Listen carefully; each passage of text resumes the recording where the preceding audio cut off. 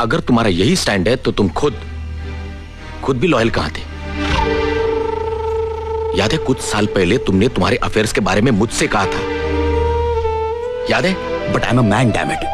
और वो सिर्फ कुछ दिनों के लिए था, और मुझे उससे बच्चा पैदा नहीं हुआ था रवि। So that's that. अब तुम बताओ रवि, मैं क्या करूं?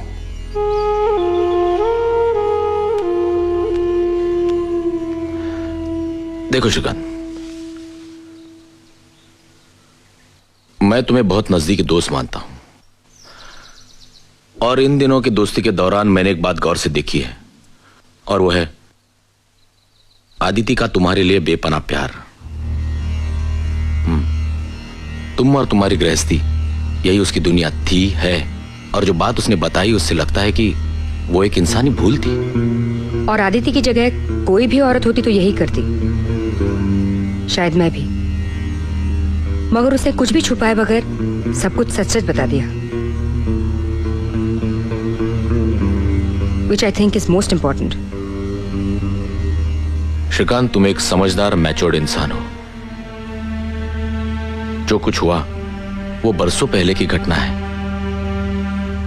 वक्त भी इस हादसे को याद नहीं करना चाहता। सब कुछ भूलकर हालात को स्वीकार कर लो।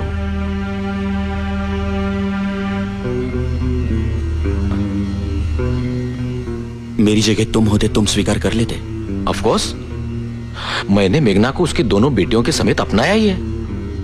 रवि, मेघना से शादी करने से पहले तुम उसकी पिछली जिंदगी के बारे में सब कुछ जानते थे। सब कुछ जानकर तुमने शादी की है उससे। अगर तुम्हारी जिंदगी में ऐसा कुछ हो जाता तो क्या फिर भी मैं उसे अपनाता। और आदिति की बातें सुनने के बाद तो डेफिनेटली। तब तो रवि तुम बड़े ऊंचे ख्यालात के आदमी हो।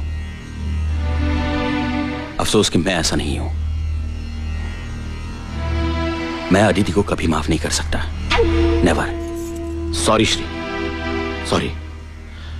अगर तुम्हारा यही स्टैंड है तो तुम खुद भी लॉयल कहां थे? याद है कुछ साल पहले तुमने तुम्हारे अफेयर्स के बारे में मुझसे कहा था, याद है? But I am a man, damn it. और वो सिर्फ कुछ दिनों के लिए था, और मुझे उससे बच्चा पैदा नहीं हुआ था रवि।